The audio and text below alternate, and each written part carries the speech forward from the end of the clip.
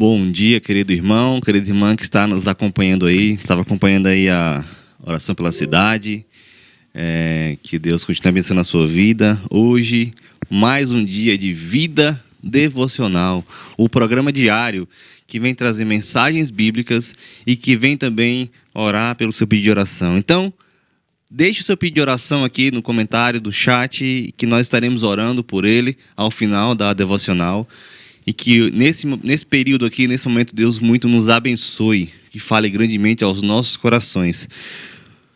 Hoje nós já começamos às 6h30 da manhã aqui na igreja, tanto na igreja como online, quanto online, né, com oração. E nós agora estamos partindo para mais um momento devocional. E é essa a rotina do cristão, essa é a vida do cristão. Viver uma vida devocional dia a dia. Orando, lendo as Sagradas Escrituras. E não apenas lendo, mas meditando. Então, que nós possamos guardar em nosso coração a Bíblia, o conteúdo bíblico. E que ele muito fale aos nossos corações hoje. Irmãos, nosso tema de hoje é Histórias de Jesus. A história do rico e do Lázaro. Nós estaremos falando um pouco sobre isso hoje. Rico e Lázaro. E essa passagem se encontra lá no Evangelho de Lucas, capítulo 16. E aí eu quero ler a partir do verso 19. Essa história ou parábola, como muitos creem que seja, ela é contada apenas por Lucas. Só Lucas que conta essa parábola. E nós vamos meditar nela e nos debruçar no conhecimento da Bíblia e no conhecimento do que Cristo quer nos ensinar através dela. Diz o seguinte o texto, Lucas 16, a partir do verso 19. Ora, havia certo homem rico que se vestia de púrpura e de linho finíssimo e que todos os dias se regalava esplendidamente. Havia também certo mendigo chamado Lázaro, coberto de chagas, que jazia à porta daquele. E desejava alimentar-se das migalhas que caíam da mesa do rico, e até os cães vinham lamber-lhes as úlceras. Aconteceu morrer o mendigo, e ser levado pelos anjos para o seio de Abraão. Morreu também o rico, e foi sepultado. No inferno, estando em tormentos, levantou os olhos e viu ao longe a Abraão e Lázaro no seu seio. Então, clamando, disse: Pai Abraão, tem misericórdia de mim, e manda Lázaro que molhe em água a ponta do dedo e me refresque a língua, porque estou atormentado nesta chama. Disse, porém, Abraão: Filho, lembra-te de que recebeste os teus bens em tua vida, e Lázaro igualmente os males. Agora, porém, aqui ele está consolado, tu em tormentos. Versículo 26. E além de tudo, está posto um grande abismo entre nós e vós, de sorte que os que querem passar daqui para vós outros não podem, nem os de lá passar para nós. Então replicou: Pai, eu te imploro que o mandes à minha casa paterna. A minha casa paterna, porque tenho 5 irmãos, para que lhes dê testemunho, a fim de não virem também para este lugar de tormento. Versículo 29. Respondeu Abraão: Eles têm Moisés e os profetas, ouçam-nos. Mas ele insistiu: Não, pai Abraão, se alguém dentre os mortos for ter com eles, arrepender-se-ão. Abraão, porém, lhe respondeu: Se não ouvem a Moisés e aos profetas, tampouco se deixarão persuadir, ainda que ressuscite alguém entre os mortos. Vamos orar? Senhor Deus, eterno Pai, muito obrigado pela sua palavra. Muito obrigado porque ela é nosso manual de fé e prática. Que nós possamos colocá-la em prática dia a dia, de forma paulatina, meu Pai. De forma a que nós possamos buscar a santificação. De forma a que nós possamos agradar a Ti com nossas vidas, com nossas escolhas, com nossas reações às ações de outros. E que tudo, meu Pai, redunde para a sua glória. Meu Pai, que nós possamos meditar na sua Sagrada Escritura, que possamos aprendê-la, colocá-la em prática e que possamos ensinar a outros. Que possamos a falar, meu Pai, das suas verdades para os que estão ao nosso redor. E que possamos, assim, cumprir o seu chamamento, a grande comissão. Nos ajuda, meu Pai, nos fortaleça, é assim que nós te pedimos, em nome do Senhor Jesus. Amém. Irmãos, a história de Jesus, o rico e Lázaro. Irmãos, não há consenso entre os teólogos que essa passagem que nós lemos aqui seja ou não uma parábola. Mas algo deve ficar claro no nosso coração. Independentemente do que ela seja, se é uma história ou se é uma parábola. Nada disso desabona o conteúdo dela e o que Jesus queria nos ensinar. Se ela for, irmãos, uma parábola, não significa que o céu e o inferno seja algo fictício, ou seja, criado por Jesus para ensinar algo para aqueles ouvintes. Sempre devemos guardar em nosso coração que as parábolas poderiam ser narrativas, imaginadas ou verdadeiras. Essas narrativas deveriam ser, ou poderiam ser, trazendo algum aspecto do cotidiano da vida daquele povo, ou algo realmente ilustrado, algo realmente imaginativo. Mas sempre para apresentar verdades espirituais. Esse era o foco das parábolas, apresentar verdades espirituais. Mas se também for uma narrativa, não tem problema, se for uma história. O fato de Jesus conhecer o que acontece depois da morte não é algo impossível. Devemos lembrar, irmãos, que Jesus também é Deus. E por ser Deus, ele tem tamanho, poder e conhecimento de todas essas verdades. Quando nós nos voltamos, irmãos, ao contexto em que Jesus estava vivendo, a postura de Jesus em se relacionar com a sociedade e com as pessoas que eram vistas como pecadoras, ela gerou murmuração entre os fariseus. No capítulo 15, no versículo 2 do capítulo 15, vai dizer o seguinte, olha. Versículo 1 e versículo 2 do 15. Aproximavam-se de Jesus todos os publicanos e pecadores para ouvir. Versículo 2. E murmuravam os fariseus e os escribas, dizendo, ele recebe pecadores e come com eles. Então a postura de Jesus em estar com as pessoas, com a população, e essa publicana gerou no coração dos fariseus e dos escribas murmuração. Irmãos, para vocês terem ideia, existia um ditado rabínico que resume a atitude desses fariseus e desses escribas. O ditado diz o seguinte: não se associe o homem com o ímpio, nem mesmo para trazê-lo para a lei. Jesus estava fazendo o contrário. Quando nós lemos no capítulo 5 de Lucas, nós percebemos que Jesus, ele apresenta e diz que ele não veio para os sãos, mas veio para os perdidos, para chamar pecadores ao arrependimento. Essa era a missão de Cristo. Essa é a nossa missão. Chamar pecadores ao arrependimento.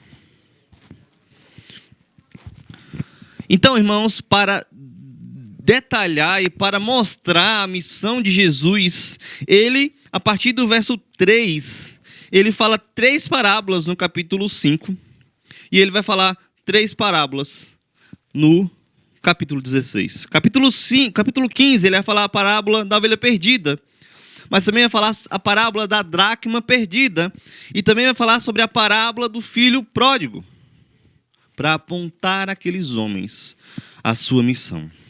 A missão de ir aos perdidos, ir aos publicanos e pecadores, ensinando-os a verdade espiritual, para que eles possam se arrepender. No capítulo 16, nós percebemos, a partir do versículo 1, a parábola do administrador infiel. Entre os versículos 14 e o 17, Jesus vai reprovar a atitude dos fariseus, apontando para esses homens, onde estava o coração deles. Jesus deixa claro, irmãos, para estes homens, que o Deus dos fariseus não era o Deus Altíssimo, Todo-Poderoso, mas era a sua avareza e seu amor ao dinheiro. Eu fico impressionado, irmãos, que às vezes nós criticamos e falamos mal sobre os fariseus, e às vezes nós agimos como eles. Quem está no seu coração? Quem está no meu coração? É o Deus Altíssimo ou os nossos bens? É o Deus Altíssimo ou os nossos filhos, como o centro da nossa vida? É o Deus Altíssimo ou o nosso carro, ou o nosso dinheiro, ou o nosso trabalho? Quem está no centro do nosso coração, irmãos? Quem é o nosso Deus? Pare para pensar um pouco. Pare para analisar um pouco a sua vida. Quando nos voltamos à parábola, a partir do verso 19, do rico e do mendigo, e o Lázaro, nós podemos dividi-la em duas partes. Primeira parte, antes da morte, a vida aqui na terra. Segunda parte, depois da morte, a verdade espiritual. Uma verdade espiritual. E essas duas, irmãos, são realidades que nós vivemos e iremos viver. Nós não fugiremos dessas duas realidades, dessas duas verdades. Nós estamos vivendo aqui na terra, mas também teremos uma vida espiritual. Mas aqueles que não entenderam a mensagem do Evangelho terá a morte espiritual. Mas a verdade espiritual existe. E ela deve ser pregada, ela deve ser ensinada, ela deve ser guardada em nossos corações.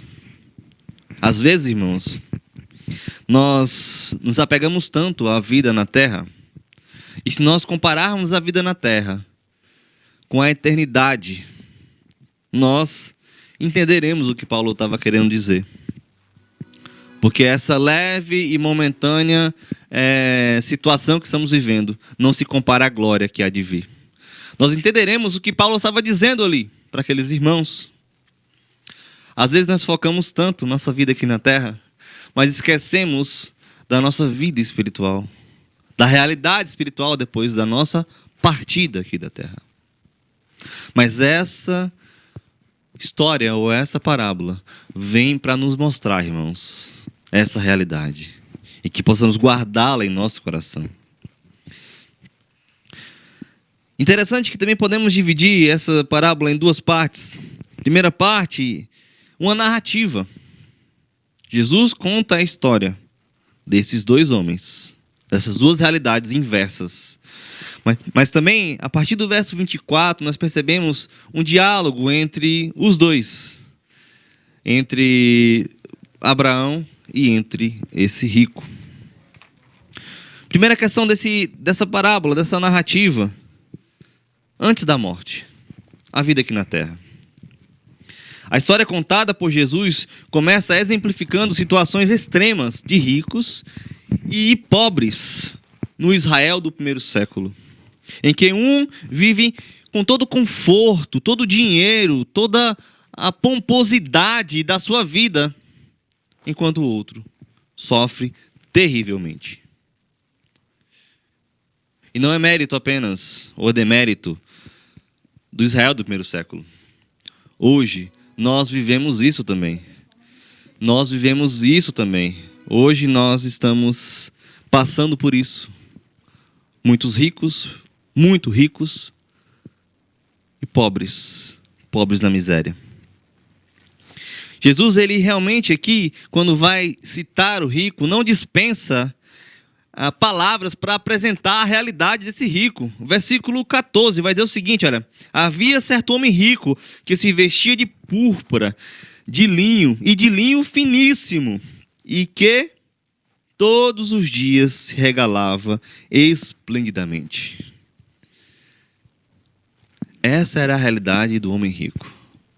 Ele era muito rico. Ele era um milionário, por assim dizer. Mas também Jesus apresenta a realidade do mendigo, do Lázaro. Interessante que talvez ele não conseguiria andar. Quando nós vemos na versão da NVI, nós percebemos que esse mendigo, o Lázaro, foi deixado na porta do rico. Então, possivelmente, além de mendigo, ele era um aleijado. E não apenas um aleijado, irmãos. Ele estava coberto de chagas, feridas que os cães lambiam.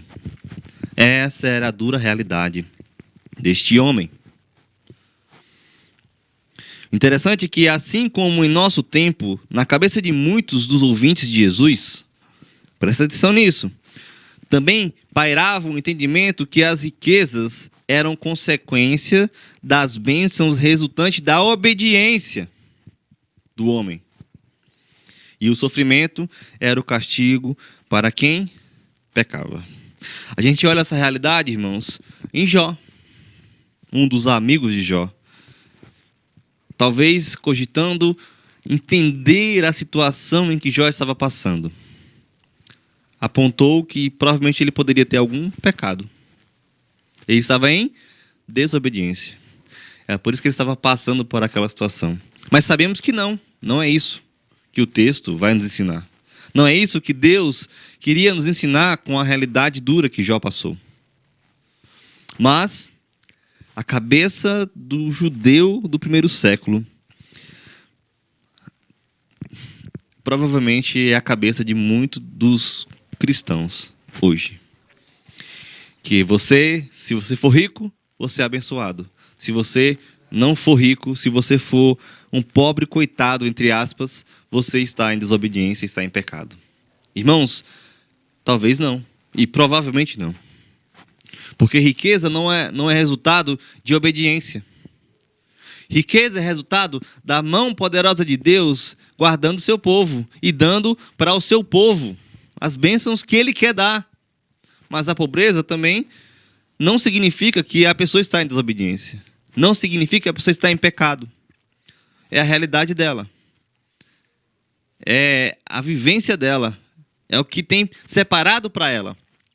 Mas nenhuma dessas situações desabona a mão poderosa de Deus, guardando o seu povo e guiando o seu povo. Mas esse não era o entendimento do povo aqui. Eles entendiam que o mendigo estava sendo mendigo porque ele estava em desobediência, então era um resultado do pecado dele. E o rico, por ser rico, ele estava em vantagem, ele estava bem, porque ele estava em obediência. Então, irmãos, portanto, quando os ouvintes de Jesus estavam ouvindo ele falar sobre essa história ou parábola, eles possivelmente ficaram espantados. E alguns, provavelmente, até mesmo indignados com Jesus, quando ouviram falar sobre a história. Principalmente quando Jesus fala sobre do verso 22 ao verso 26, que o rico foi para o inferno e Lázaro foi para o céu. Jesus, irmãos, inverte completamente a expectativa costumeira a respeito de quem acaba no céu e de quem acaba no inferno. Vale expressar aqui, irmãos, e mostrar que o nome Lázaro significa a quem Deus ajudou. Mas guardem o seu coração. O texto não está defendendo aqui a teologia da libertação. A teologia da libertação é uma teologia católica que parte da premissa que o evangelho exige a opção preferencial pelos pobres. E especifica que a teologia, para concretizar essa ação, deve usar também as ciências humanas e as sociais. Esse não é o foco aqui. Jesus não estava querendo ensinar que quem vai para o céu é pobre e que vai para o inferno é rico. Isso não é a realidade aqui. Jesus possivelmente estava apontando o pecado dos fariseus, apontando que o que estava em seus corações, não era o Deus Altíssimo, mas era as suas riquezas. Se te perguntarem, irmãos, por que você vai para o céu? O que você diria? Qual seria a sua resposta? Fazendo uma história, uma analogia que, se você chegasse no céu, na porta do céu, e o anjo te perguntassem por que você tem que entrar no céu, por que você deve entrar no céu, qual seria a sua resposta? Será que você teria a resposta certa na ponta da sua língua? Ou estaria expressando para aquele anjo? É uma história, lógico que não vai ser assim. Que você vai para o céu porque você é uma pessoa boa, que não fez nada de errado aqui na terra. Essa seria a resposta errada. De certo, no coração desse rico estava a ideia de que, por ter muito dinheiro, possivelmente sua vaga para o céu estava garantida. Mas ele estava completamente enganado. Mas também, irmãos, a gente percebe nos versículos 29 ao 31 que esse Lázaro, esse mendigo, não foi salvo porque era mendigo, mas provavelmente, e o texto vai nos apontar, Moisés e os profetas. Possivelmente esse homem estava guardando seu coração nas verdades de Deus, na sua santa palavra. Ele creu de todo o coração nessa verdade, se apegou a essa verdade.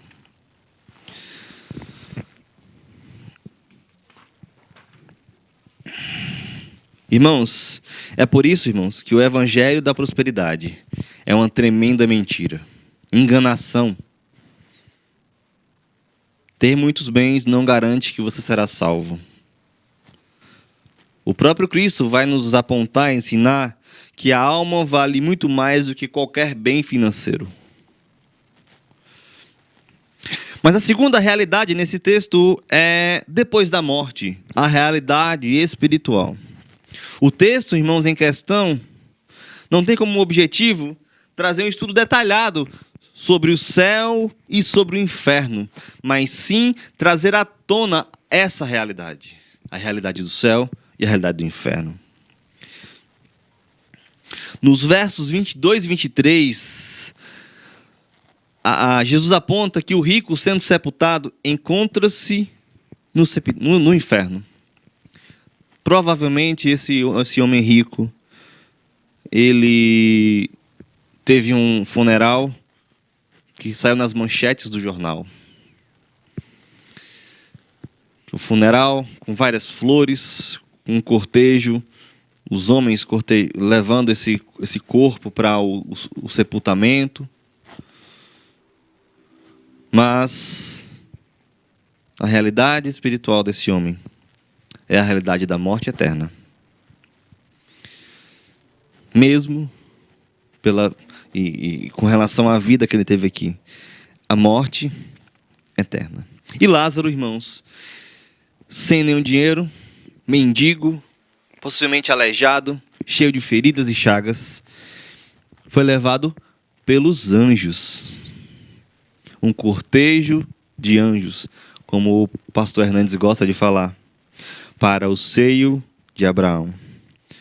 E a gente entende que seio de Abraão como o lar celestial. A miséria do mendigo, por fim, terminou, cessou. Ele está agora no lar celestial e participará da grande ceia do Senhor. O fato de Lázaro ter sido levado pelos anjos para o seio de Abraão, certamente, irmãos, prova que ele honrara seu nome. Ele honrou o nome do Senhor, nosso Deus. Também, esse texto nos apresenta, irmãos, a impossibilidade, após a morte, da mudança do estado espiritual. Ou seja, da morte eterna para a vida eterna. Ou seja, irmãos, depois da morte, segue-se o juízo. Depois da morte, não existe possibilidade de eu, estando agora condenado ao inferno, ir para o céu, e do céu, ir para o inferno. Estritamente proibido. O texto vai nos apontar essa realidade. O texto vai nos ensinar sobre isso. Enquanto, irmãos, estava no céu, Lázaro colocou sua confiança em Deus como seu ajudador. E agora Deus ordena aos anjos que levem sua alma para o paraíso. Aquele que anelara receber as migalhas e sobras, agora está reclinado à mesa celestial, onde se celebra o banquete. Glória a Deus por isso, irmãos. Glória a Deus por isso. Deus é bom, misericordioso. Essa é a realidade minha e a sua após a morte. Estaremos na grande ceia, no paraíso, vivendo com o nosso Senhor, o adorando, engrandecendo seu nome.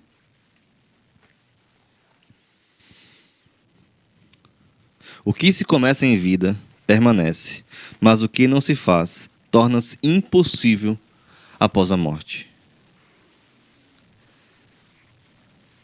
Ambos morreram, irmãos, mas apenas um foi salvo. Mas apenas um, nesse texto, foi salvo. Interessante que essa parábola, essa história, confronta pelo menos 3 religiões diferentes, com 3 doutrinas erradas. A primeira doutrina errada é a doutrina católica do purgatório. Esse texto acaba com a doutrina católica do purgatório.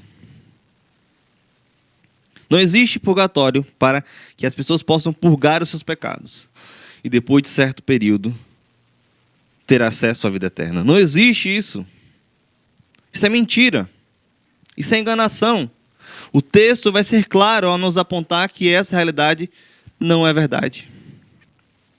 A segunda doutrina que esse texto esclarece para nós e rebate essa doutrina é a doutrina dos mórmons, que defende o batismo pelos mortos. Um parente vivo pode ser batizado no lugar de algum outro ente que morreu, pois na cabeça deles, sem o batismo a pessoa não pode ir para o céu. E a terceira doutrina, irmãos, que essa parábola, essa história rebate, é a doutrina da reencarnação, que aponta que nós estaremos reencarnando várias vezes até chegarmos a um nível espiritual elevado. Essa doutrina vai apontar que não tem como voltar. Não se muda de estado depois da morte. Ou é morte espiritual eterna, ou é vida espiritual com Deus eternamente. Devemos nos conscientizar da dura realidade do inferno, irmãos. Tão apagado nos nossos dias. Tão distorcido por séries e filmes nos nossos dias. Ele é real e está separado para os ímpios, aqueles que não aceitam a Cristo em vida. É para estes que o céu está separado. A oportunidade é agora. Não existe o momento ideal que não agora, que não seja o momento de agora, para que você se conscientize, para que você entenda a verdade espiritual, para que você entenda o sacrifício de Cristo na sua vida. É o agora, irmãos. É o que nós temos agora. É o agora. Não existe outro momento melhor para que possamos entender a verdade espiritual, que Cristo veio morrer para pecadores serem salvos e se arrependerem de seus pecados.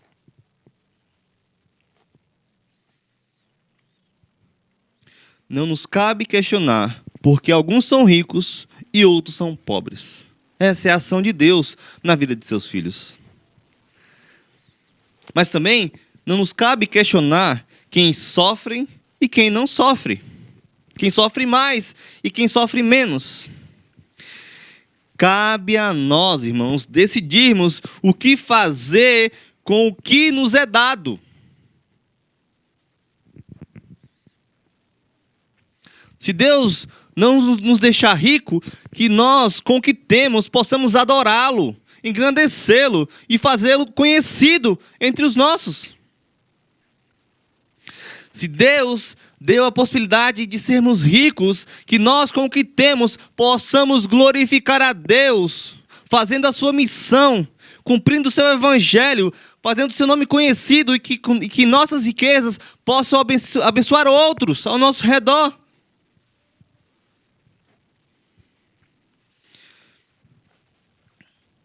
Ricos ou pobres, devemos viver, propagar e sinalizar o reino de Deus aqui na terra.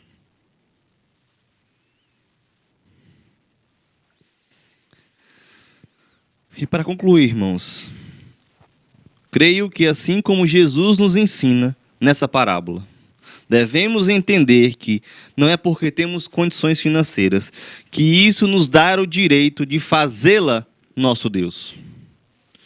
Que guardemos o nosso coração em Cristo Jesus e sejamos instrumentos para abençoar as vidas que estão ao nosso redor. Somos salvos exclusivamente pela graça de Deus derramada em nossas vidas.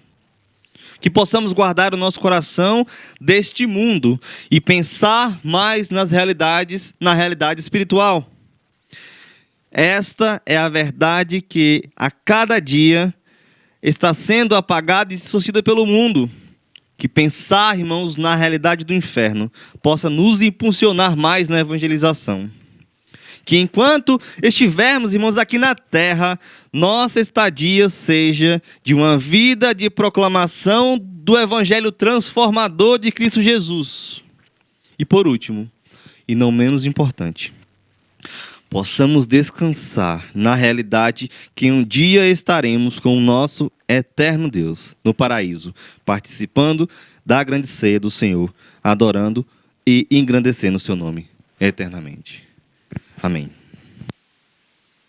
Vamos aqui para os comentários, pedir oração e nós vamos fazer a oração, tá bom? A oração, a Rosângela está pedindo oração pela família e salvação.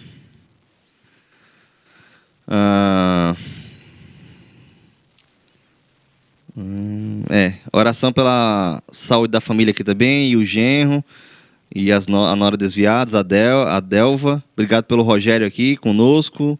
Obrigado também pelo Caio. Vamos orar, irmãos? Senhor Deus, eterno Pai, muito obrigado por esse momento especial. Meu Deus, eu te peço, meu Deus, pelos pedidos aqui postos, que o Senhor possa estar nos abençoando, que o Senhor possa estar, meu Pai, agindo poderosamente na família dessas pessoas, e que vidas possam ser transformadas, que vidas possam ser alcançadas. Meu Deus, coloca essa parábola, essa história em nosso coração e possamos guardar essas verdades espirituais para que possamos viver para a sua glória. Te pedimos pelo Manhã IPP agora. Abençoe a vida da Lídia e do convidado, que tudo possa ser feito para o louvor da sua glória. É assim que eu te peço, já te agradecendo, em nome do Senhor Jesus. Amém. Tenha uma ótima o resto de semana abençoado e que Deus nos dê muitas oportunidades para pregar sobre o seu reino e para falar sobre Cristo Jesus. Deus abençoe a sua vida.